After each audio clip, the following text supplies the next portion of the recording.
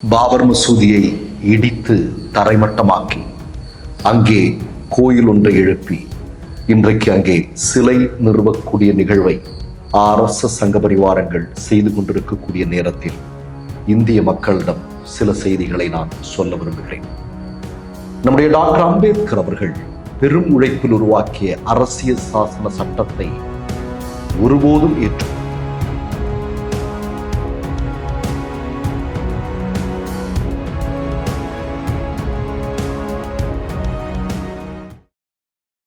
Malaysia, Singapore, Dubai நாடுகளில் குடியுரிமை வேண்டுமா?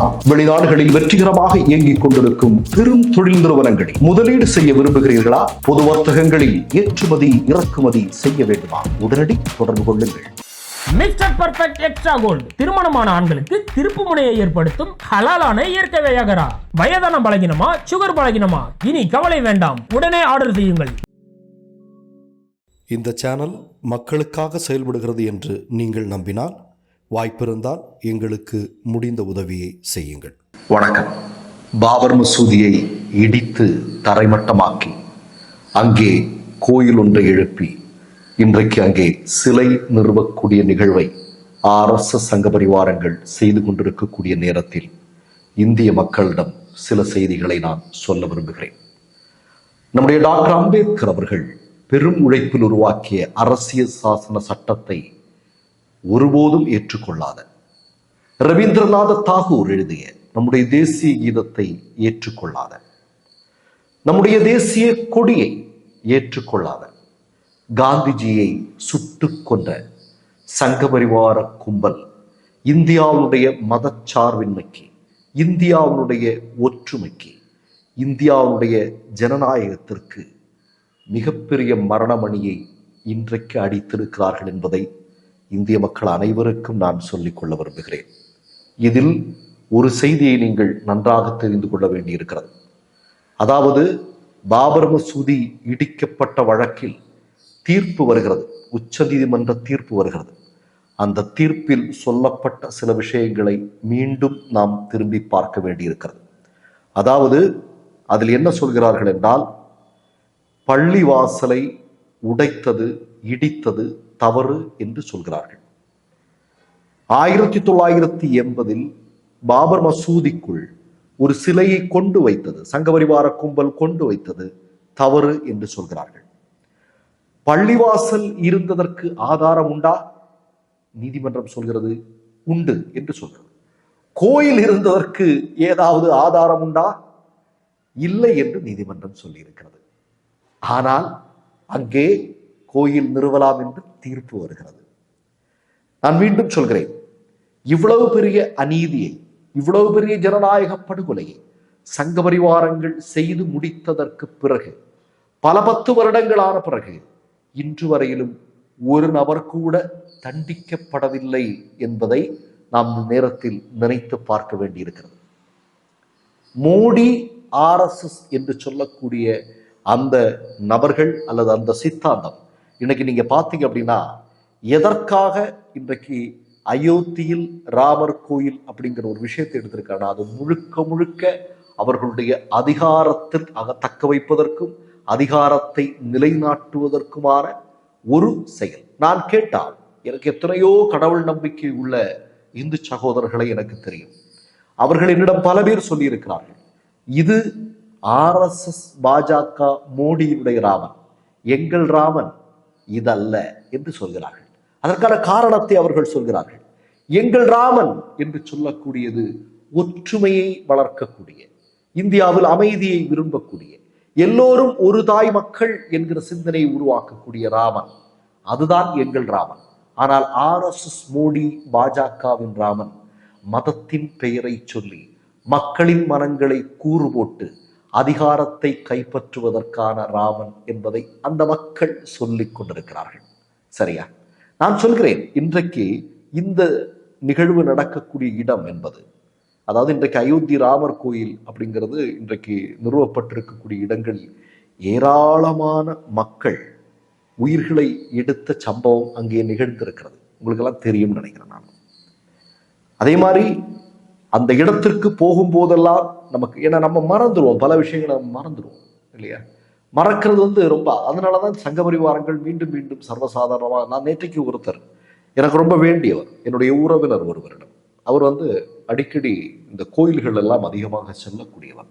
அவர்கிட்ட நான் கேட்டேன், ராமர் கோயிலுக்கு நீங்க போகலையா அப்படின்னு கேட்டேன். அதற்கு அவர் சொன்னார், ஆமா போனோம். சரி, ஓகே, அது அவருடைய விருப்பம், அவர் செல்லலாம். ஆனால் நான் ஒரே ஒரு கேள்வி கேட்டேன்.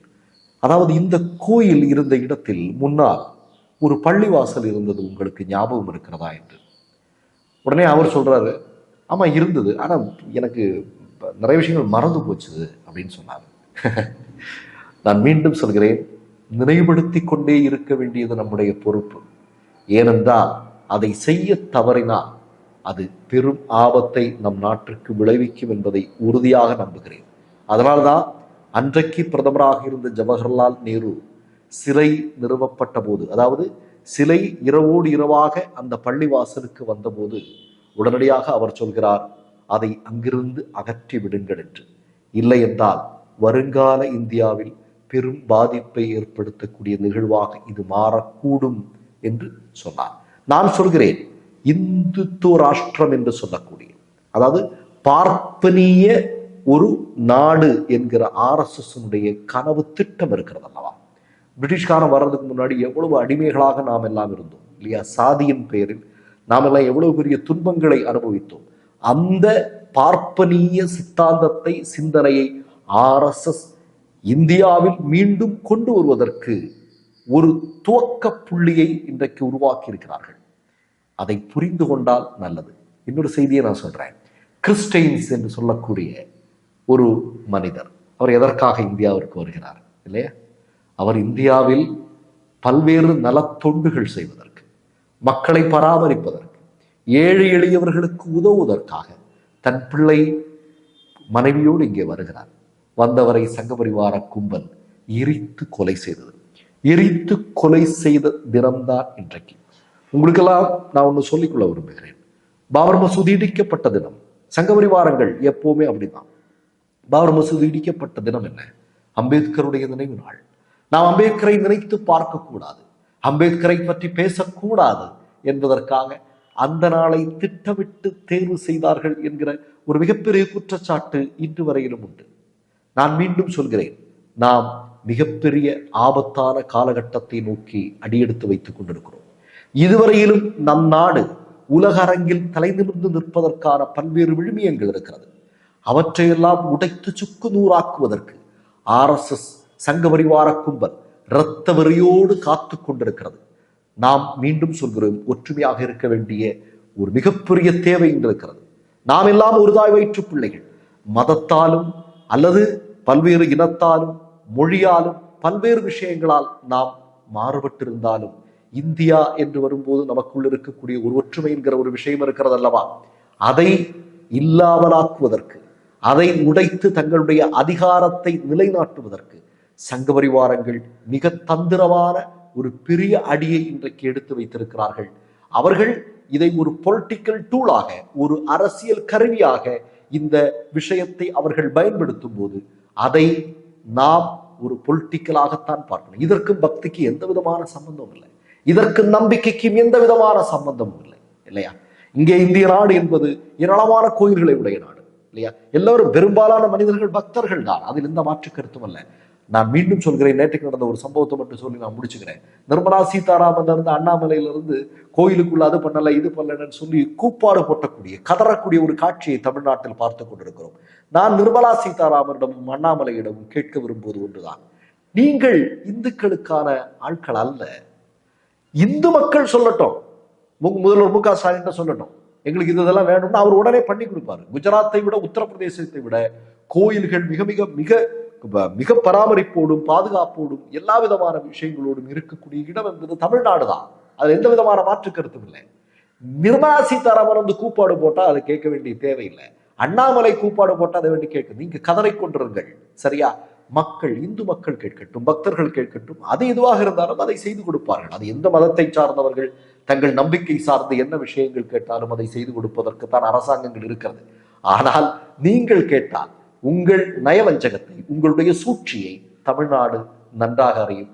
அந்த பருப்பு இங்கே வேகாதம்மா. மற்றொரு நிகழ்வில் சந்திப்போம். நன்றி, வணக்கம். மை நேம் இஸ் ரெட் சேனலை சப்ஸ்கிரைப் பண்ணிக்கோங்க. அதுக்கப்புறமா பக்கத்துல இருக்கிற ஜாயின் பட்டனை கிளிக் பண்ணீங்கன்னா ஒரு நியூ பேஜ் ஒன்று ஓப்பன் ஆகும். அதுலயும் ஜாயின் பட்டனே கிளிக் பண்ணிக்கோங்க. அதுல பாத்தீங்கன்னா credit card, debit card options இருக்கு. இதுல உங்களுக்கு விசா, மாஸ்டர் கார்டு, ரிப்பே அப்படின்னு 3 ஆப்ஷன்ஸ் கொடுத்துருக்காங்க. அதுல நீங்க எந்த கார்டு சூஸ் பண்றீங்களோ அந்த கார்டோட நம்பர் என்டர் பண்ணிக்கோங்க. அப்புறமா கார்டோட வேலிடிட்டி மந்த் அண்ட் இயரை டைப் பண்ணிக்கோங்க. அடுத்தபடியா உங்க கார்டோட பின்னால CVC கோடுன்னு சொல்லிட்டு 3 நம்பர்ஸ் கொடுத்திருப்பாங்க. அந்த நம்பரை இதுல என்டர் பண்ணிக்கோங்க. அப்புறமா அட்ரஸ் அண்ட் இன்ஃபர்மேஷன் என்டர் பண்ணிட்டு பைங்கிற பட்டனை கிளிக் பண்ணிக்கோங்க. ஒருவேளை உங்க கார்டு நம்பர் இன்வாலிட்னு காமிச்சிச்சுன்னா உங்க கார்டுல இன்டர்நேஷனல் யூசேஜை எனேபிள் பண்ணுங்க.